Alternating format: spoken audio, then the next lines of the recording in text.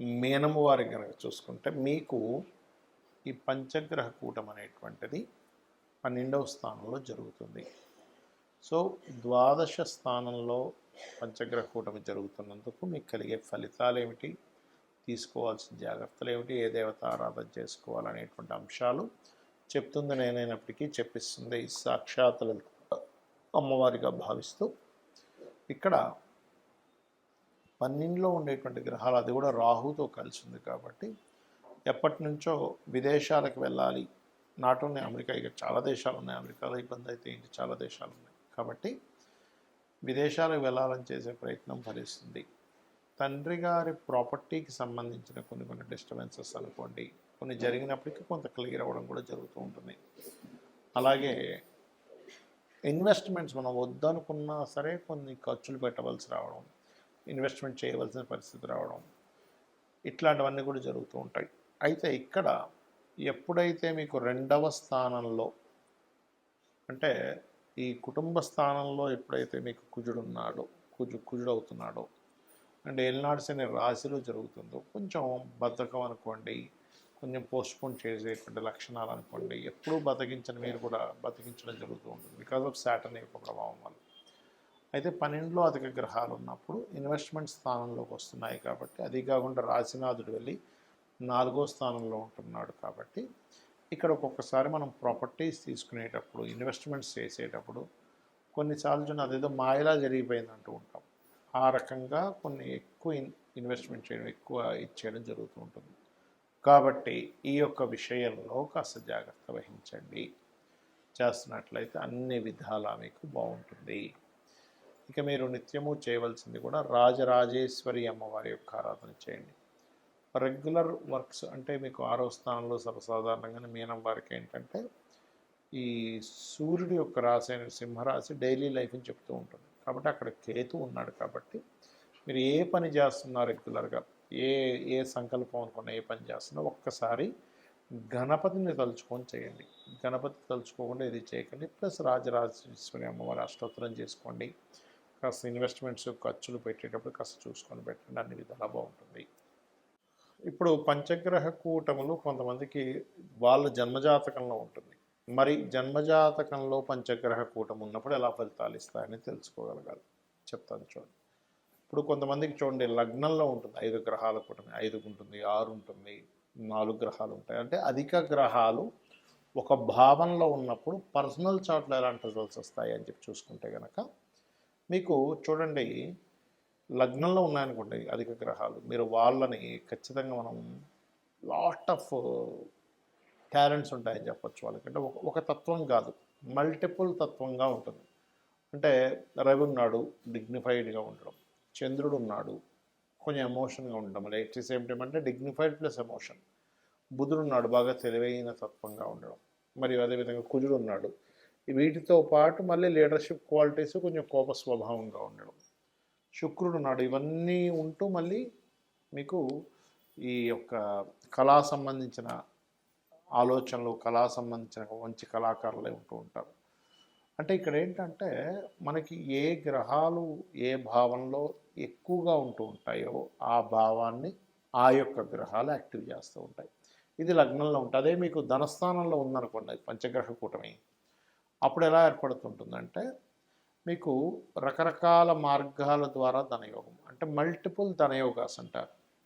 ఇవి చాలామందికి 2వ స్థానంలో 5 గ్రహాలు ఉంటాయి, 4 గ్రహాలు ఉంటాయి. కానీ ఒక్కొక్కసారి కొంతమందికి రావు. ఎందుకు అంటే ఆ గ్రహాలన్నీ కొన్నిసార్లు కంబస్ట్ ఉంటాయి, లేదా పాపకర్తరి అంటూ ఉంటారు. కొన్నిసార్లు పాపకర్తరిలో ఉంటే కూడా ఇబ్బంది ఉంటుంది.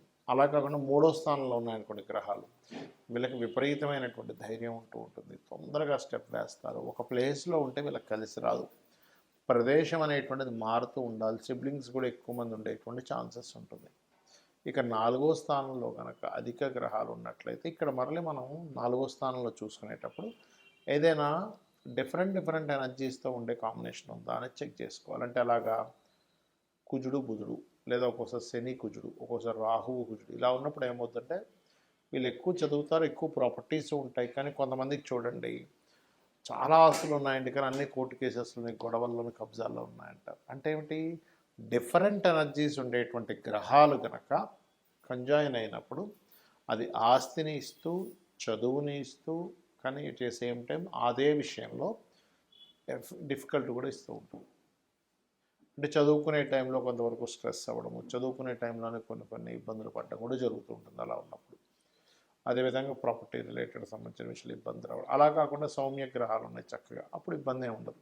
అంటే బుధుడు, శుక్రుడు, గురువు, రవి ఇట్లా కలిసి ఉంది, నో నీడ్ టు వరీ. చంద్రుడు అలా ఉన్నాడు, అప్పుడు మంచి కంఫర్ట్స్ కూడా బాగుంటాయి. అంటే ఆస్తుల నుండి కూడా కంఫర్ట్స్ లేని జీవితం అనేటువంటిది 4వ స్థానంలో అధిక గ్రహాలు ఉన్నప్పుడు అటువంటి ఫలితాలు వస్తుంది. అంటే పాపగ్రహ సంబంధంగా ఉన్నప్పుడు, శుభగ్రహ సంబంధంగా ఉన్నప్పుడు బాగుంటుంది. ఇక పంచమంలో ఉందనుకోండి, ఇక్కడ క్రియేటివిటీ, ఆలోచనలు ఎక్కువగా ఉంటాయి, సంతానం కూడా అధికంగా ఉంటుందని చెప్పొచ్చు. అప్పులు కూడా తొందరగా తీర్చగలిగేటువంటి స్తోమత, సామర్థ్యం ఉంటుంది మీకు. ఇప్పుడు 5 గ్రహాలనే కదా, ఒకసారి 4, 3 ఉంటాయి, అప్పుడు కూడా మనం దీన్ని తీసుకోవచ్చు. అయితే ఫ్రెండ్స్ కూడా ఎక్కువగానే ఉంటారు, కళా సంబంధించిన థాట్స్ కూడా ఎక్కువగానే ఉంటాయి. అదేవిధంగా కొంచెం లవ్ రిలేటెడ్ సంబంధించినవి కూడా ఎక్కువగానే ఉంటాయి వీటిని చెప్పుకోవచ్చు. అదే 6లో ఉన్నాయనుకోండి అధిక గ్రహాలు, వీళ్ళు స్పోర్ట్స్లో బాగా రాణిస్తారు చెప్పాలంటే. స్పోర్ట్స్లో బాగా రాణించడము, మరియు అదేవిధంగా 6వ స్థానం ఏంటంటే డైలీ లైఫ్లో రకరకాల వీళ్ళు చూస్తారు. అంటే చాలా చూశానండి నేను లైఫ్లో అంటూ ఉంటాను, చూసారా నా లైఫ్లో చాలా విషయాలు చూశాను, నా అనుభవంతో లేదు నీ వయసు అంటూ ఉంటాం. కాబట్టి ఏంటంటే అలా అధికమైనటువంటివి ఇస్తుంటుంది. కాకపోతే 6లో అధిక గ్రహాలు ఉన్నప్పుడు అందులో ప్రధానంగా శుక్రుడు కనుక మిళితమై ఉంటే వివాహ జీవితం విషయంలో, లేకపోతే వివాహం చేసుకునే విషయంలో, వివాహం అయిన తర్వాత కొంచెం దూరంగా ఉండడం సమ్ టైమ్స్ అనేది జరుగుతూ ఉంటుంది.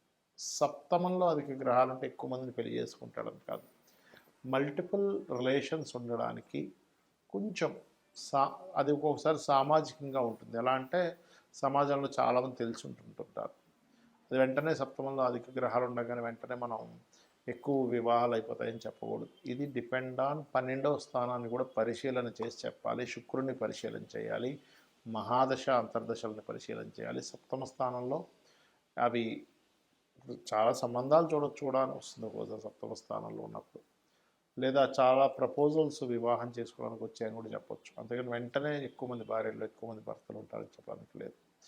అష్టమంలో అధిక గ్రహాలు ఉన్నప్పుడు మాత్రం తాతగారి ప్రాపర్టీస్ రావడానికి ఛాన్స్ ఉంటుంది. కానీ ఎట్ ఏ సేమ్ టైం అష్టమంలో ఉండే గ్రహాలు కనుక డిఫరెంట్ ఎనర్జీస్ కలిసి ఉంటే తాతగారి ఆస్తి కూడా ఇబ్బందుల్లో ఉంటుంది. కాకపోతే వీళ్ళు పిహెచ్డీస్, రీసెర్చెస్ చేయడానికి చాలా బాగుంటుంది. ఇక భాగ్యస్థానంలో కనుక అధిక గ్రహాలు ఉన్నట్లయితే ఇక్కడ మనం అర్థం చూసుకోవాల్సింది ఏంటంటే, భాగ్యంలో ఉండేటువంటి గ్రహాలు ఎక్కువగా మనకి ఇచ్చేటువంటి రిజల్ట్ దేని విషయంలో ఇస్తుంది ఏమిటి అని చెప్పి చూసుకున్నట్లయితే, మనకి 9th హౌస్ కాబట్టి హయ్యర్ ఎడ్యుకేషన్కి, పుణ్యక్షేత్రాలకు వెళ్ళడానికి, అండ్ అదేవిధంగా కొన్నిసార్లు చూడండి మనం ఏవైనా తండ్రి నుంచి కొన్ని సపోర్ట్స్, గురువు నుంచి సపోర్ట్స్ కూడా ఇస్తుంది. దశమంలో ఉండే అధిక గ్రహాలు వర్కాలిక్గా ఉంటాడు మనిషి. ఇంకోటి ఏంటంటే ఒక పని కాకుండా మల్టిపుల్ వర్క్స్ చేయడము, అది కూడా డియోల్ సైన్స్ అయితే ఇంకెక్కువ మల్టిపుల్ వర్క్స్ అనేవి చేస్తూ ఉంటారు. అంటే రెండు జాబులు చేయడం లాంటివి జరుగుతుంటాయి. లాభంలో ఉండేటువంటి గ్రహాలు శుక్రుడు తప్ప మిగతా గ్రహాలన్నీ కూడా లాభ ఫలితాలు ఇస్తాయి. 12లో ఉండే గ్రహాలను మాత్రం మనం కొంచెం పరిశీలన చేయాలి. ఎందుకంటే ఇక్కడ ఇది తండ్రి ఆస్తిని ఇస్తుంది ఒక్కోసారి అధిక గ్రహాలు ఉన్నప్పుడు, లేదు పాడైనట్లయితే అక్కడ ఉండే గ్రహాలు తండ్రి ఆస్తి మూలంగానే గొడవలు ఉంటూ ఉంటాయి. బెడ్ కంఫర్ట్స్ కూడా కాస్త ఎక్కువగా ఉంటాయి, రిలేషన్స్ కూడా ఎక్కువగా ఉంటాయని చెప్పచ్చు. కాకపోతే ఇక్కడ శుక్రుడు ఇన్వాల్వ్ అయ్యి ఎలా ఉన్నాడు, వీళ్ళకి శీలస్థానం ఎలా ఉంది, 4th హౌస్ ఎలా ఉంది చూసుకోవాలి. అంటే కోరిక స్థానం ఎలా ఉంది, 4వ స్థానం శీలస్థానం ఎలా ఉందని తెలుసుకోవాలి.